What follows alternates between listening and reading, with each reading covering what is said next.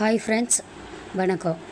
இந்த வீடியோ பார்த்துட்ருக்கவங்களுக்கு குழந்தைங்க இருந்துச்சு அப்படின்னா, உங்கள் ஹஸ்பண்டோட அக்கா தங்கச்சியோ இல்லை உங்கள் ஒய்ஃபோட அண்ணன் தம்பியோ யார்கிட்ட உங்கள் பேபி போச்சு அப்படின்னா நீங்கள் ரொம்ப பொசசிவ் ஆவீங்க அப்படிங்கிறத கமெண்டில் சொல்லுங்கள். என்கிட்ட கேட்டால் நான் என் ஹஸ்பண்டோட தங்கச்சி தான் சொல்லுவேன். ஏன் அப்படின்னா அவள் என் குழந்தைய மருமக அப்படிங்கிறத விட அவளோட குழந்த மாதிரி தான்.